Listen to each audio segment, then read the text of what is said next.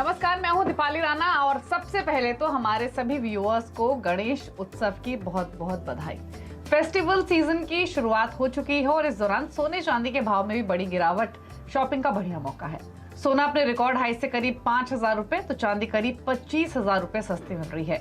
हालांकि रूस यूक्रेन जंग के बाद से डायमंड के दाम में बढ़ोतरी हुई है, लेकिन प्लैटिनम के दाम लगातार गिरे हैं। तो ऐसे में क्या ये ज्वेलरी खरीदने का सही मौका है?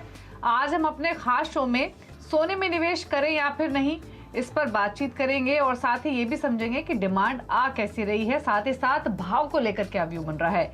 इन तमाम मुद्दों पर बातचीत करने के लिए हमारे साथ पोपली ग्रुप की डायरेक्टर राजीव पोपली, कामाख्या ज्वेल्स के एमडी मनोज झा, लाला जुगल किशोर ज्वेलर की डायरेक्टर तान्या रस्तोगी और गोल्ड मार्ट ज्वेलर्स के एमडी संगीता ललवानी हमारे साथ मौजूद हैं। आप सभी का स्वागत है इस खास शो में और गणेश उत्सव की ढेर सारी शुभकामनाएं आपको। तो अगर भाव की बात करें तो एक चीज तो है, सोने ने तो स्पेशली भरपूर मौका दिया है खरीदारों को कि वो आके खरीदारी करें, लेकिन सवाल ये है कि क्या एक्चुअल में बाइंग टर्नआउट हुई है। पहले तो इसी पर बातचीत कर लेते हैं, उसके बाद डायमंड्स की भी बातचीत करेंगे। तो संगीता जी, सबसे पहले तो आप बताइए, इनफैक्ट पहले तो हैप्पी फेस्टिविटीज। ये भाव जो नीचे आया है, इससे कुछ खरीदारी हो रही है, नहीं हो रही है, क्या स्थिति है फिलहाल? सभी सुनने वालों को और आप सभी पैनलिस्ट को गणेश गणपति की हार्दिक शुभकामनाएं। और कल संवत्सरी भी है, हम जैनों का बहुत बड़ा फेस्टिवल है, तो उसकी भी हार्दिक शुभकामनाएं। रही बात सोने के भाव ज़रूर कम हुए हैं, खरीदारी की बात कर रहे हो तो एक्चुअली सीज़न अभी शुरू होगा। So far we were in the monsoons और लाइट वेट ज्वेलरी पे ज़्यादा फोकस था। अभी शादी ब्याह का सीज़न शुरू होगा, अभी फेस्टिविटीज़ का सीज़न शुरू होगा। तो ये गणेश के जो 10 दिन है, स्पेशली सिंस मैं पूना से हूँ, तो पूना के लिए तो ये सबसे बड़ा फेस्टिवल है। और हमारे लिए सबसे बड़ा इम्पोर्टेंट ये होता है कि Poona is a drainage ground for a lot of districts around us. तो छोटे छोटे गाँव से कोल्हापुर, सातारा, सांगली, खेड़, राजगुरुनगर, जहाँ सोना बहुत पहना जाता है और ख़रीदा जाता है, वो सब गणपति के दर्शन करने भी आते हैं और सोने की खरीदी के लिए भी आते हैं। तो ये 10 दिन हमारे लिए बहुत इम्पॉर्टेंट है। तो I am expecting a lot of sales in these next 10 days। अच्छा अच्छा, तान्या जी, जैसे संगीता जी ने कहा कि अब एक्चुअल में सोने की खरीदारी शुरू होगी, फिर चाहे वो गणेश चतुर्थी के मौके की बात हो, आने वाली वेडिंग सीजन हो, दिवाली हो, लेकिन सवाल ये है कि एक्चुअली ये सवाल पूछने के पीछे का मकसद ये है कि एक सेंस मिल सके कि लोगों को भाव को लेकर उनकी सोच क्या है। बुकिंग्स कुछ आ रही हैं क्या? आगे के लिए लोग इंक्वायरी कर रहे हैं क्या? ये प्राइस एक्सेप्ट कर चुके हैं या उम्मीद कर रहे हैं कि भाव थोड़ा और नीचे आएगा? दीपाली जी, पहले तो आपको बताऊं, congratulations and festivities to everyone and you all.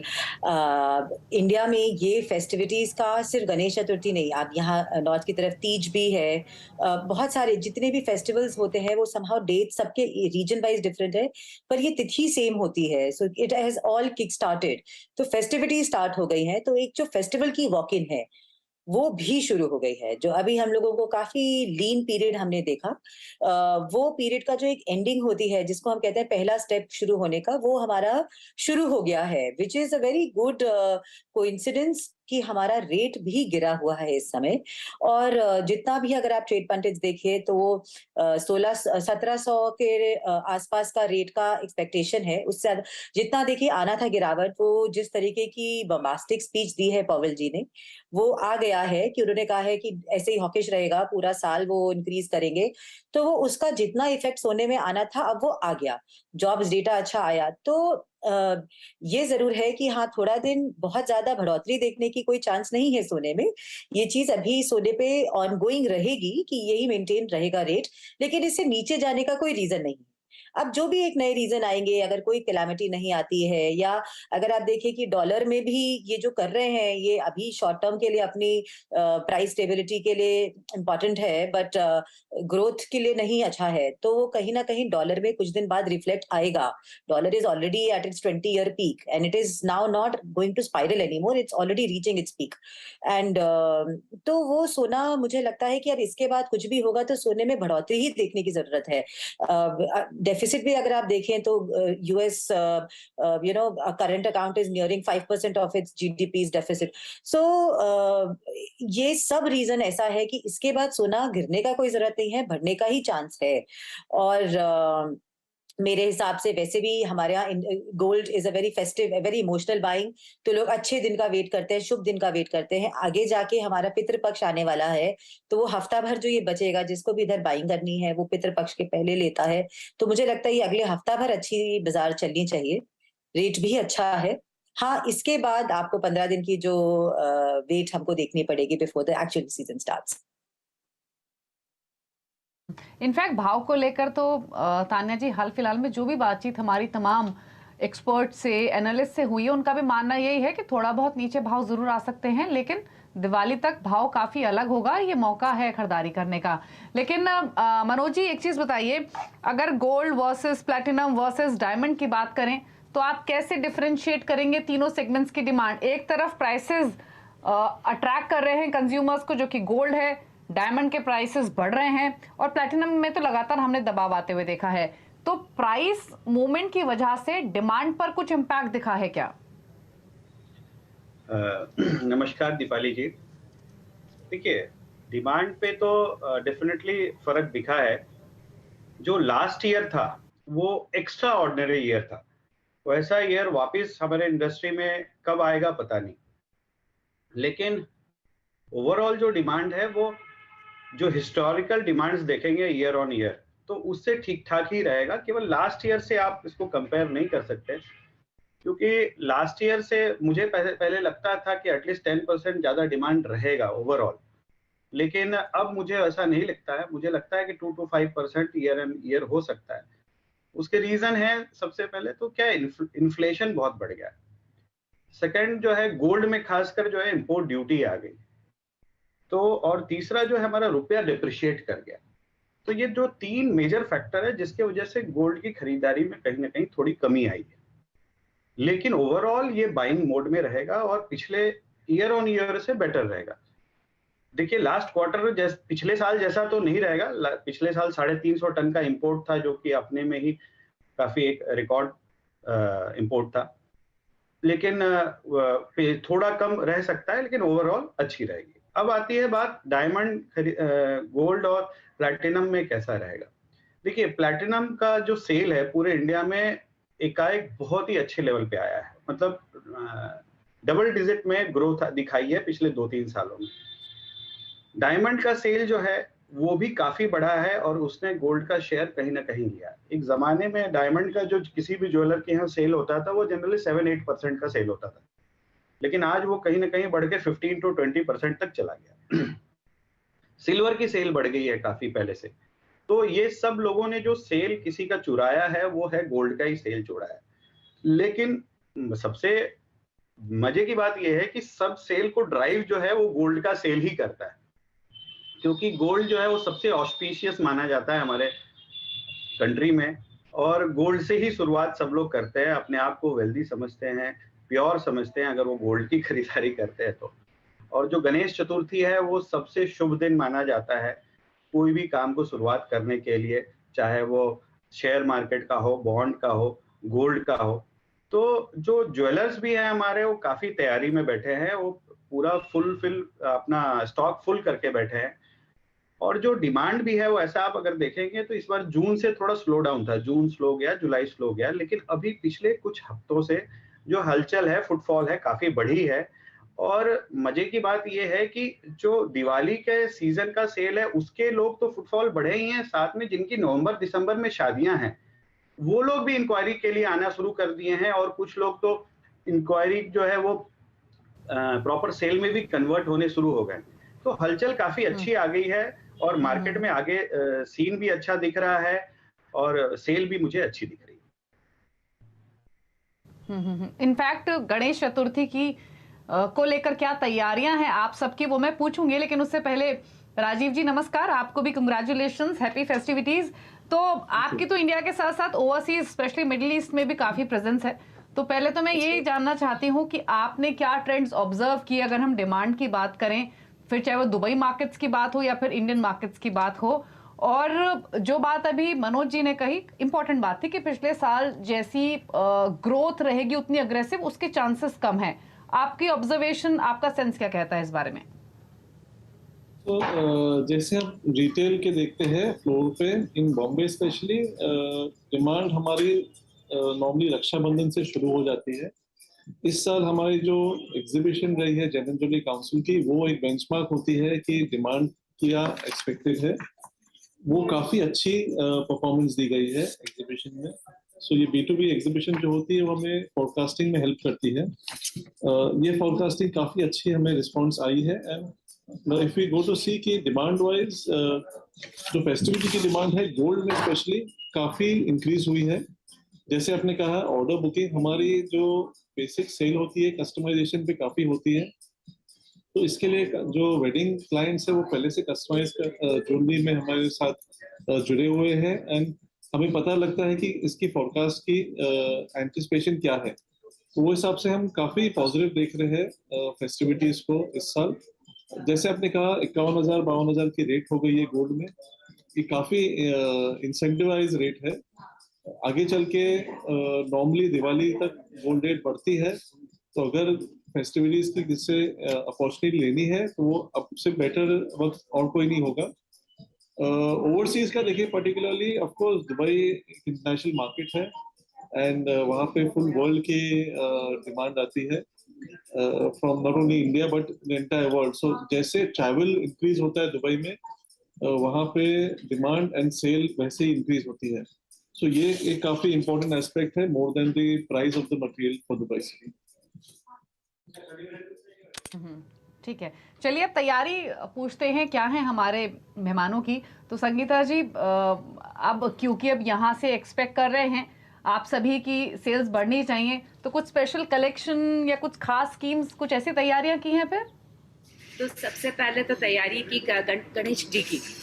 तो we have lot of things for Ganesh ji, जैसे मोदक चांदी के हैं, कलश चांदी के हैं, केला के चांदी का है, फूल चांदी के बनाए हुए। तो बहुत सारा सामग्री जिसे हम पूजा सामग्री कहते हैं वो हमने सब चांदी में तैयारी करी। फिर उसकी खरीदी गणेश जी के आने के 8 दिन पहले से शुरू हो जाती है। चांदी के पाट, आसन, काफ़ी सारा सामान। आजकल लोग तो छोटे छोटे सोने की भी मूर्ति लेते हैं।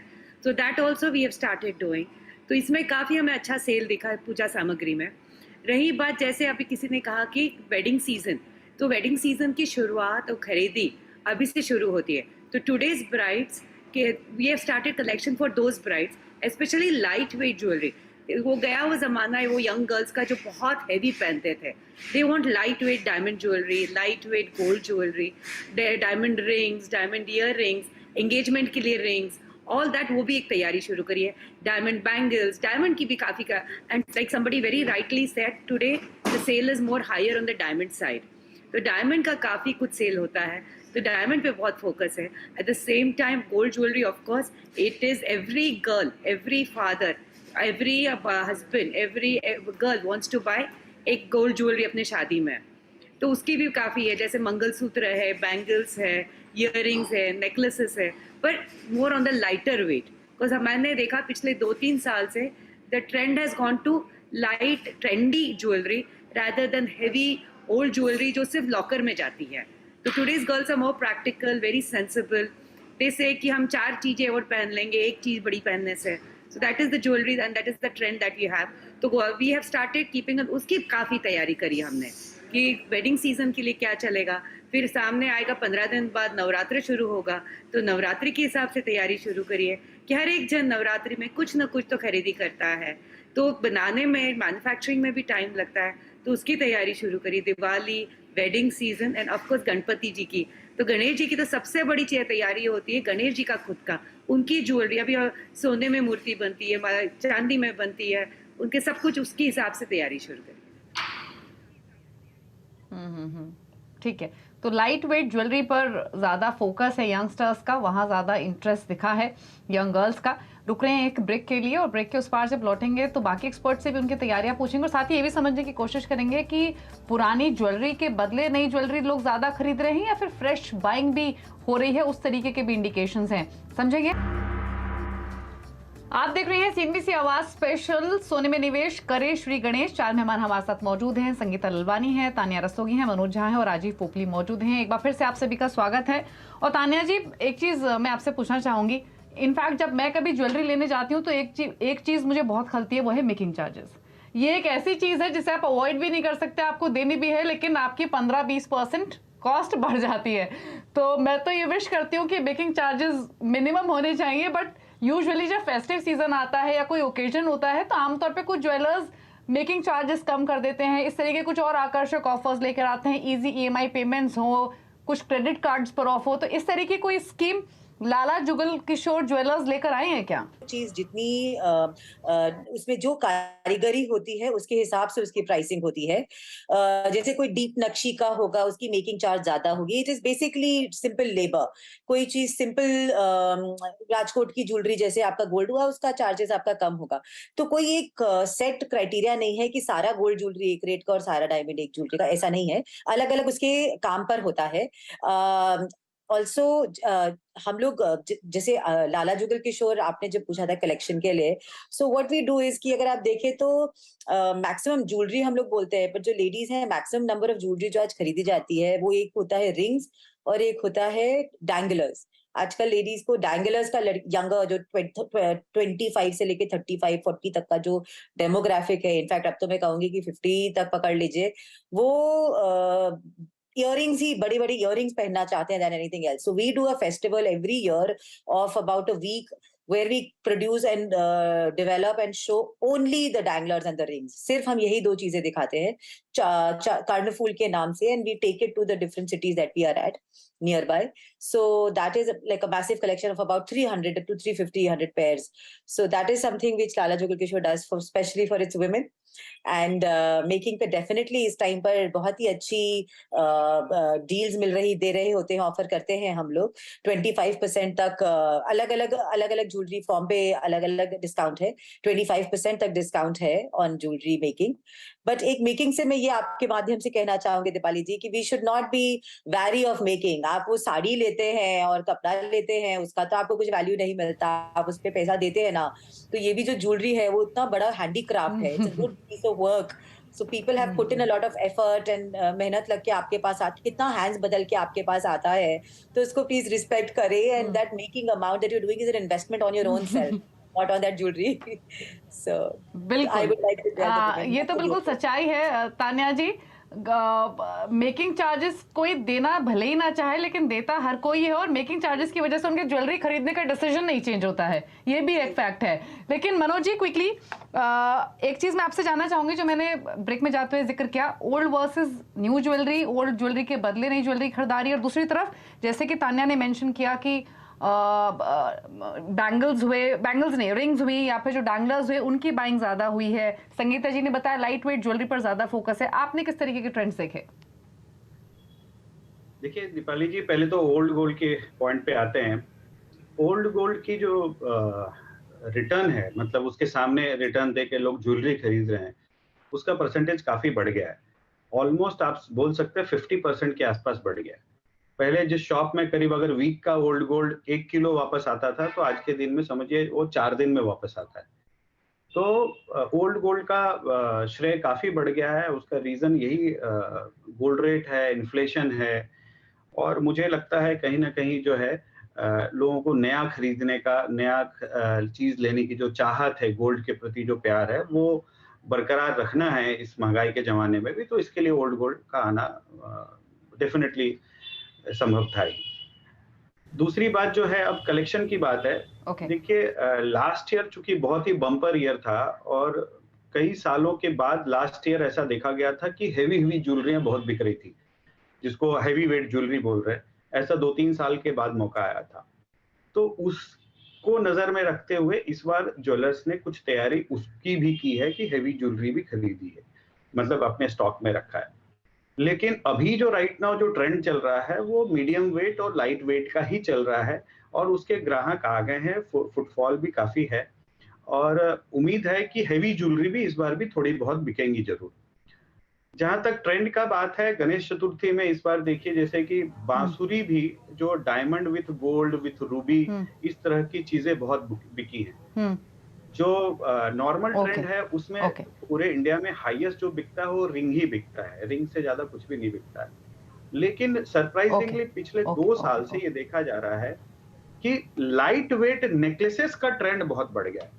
तो लोग अब पेंडेंट सेट के बदले ना प्रेफर करते हैं ठीक है। लाइट वेट नेकलेस सेट मिल जाए।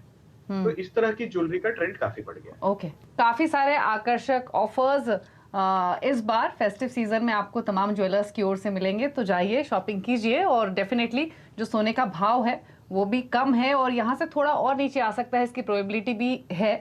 तो देर मत कीजिए और इस बार फेस्टिव सीजन में कीजिए सोने की शुभ खरीदारी। अभी शो को समेटने का वक्त है। शुक्रिया आप सभी का शो में आने के लिए और अपने अपने व्यूज देने के लिए, किस तरीके के डिमांड ट्रेंड्स और प्राइसेस दिख रहे हैं। इसी के साथ इस स्पेशल शो में इतना ही। नमस्कार।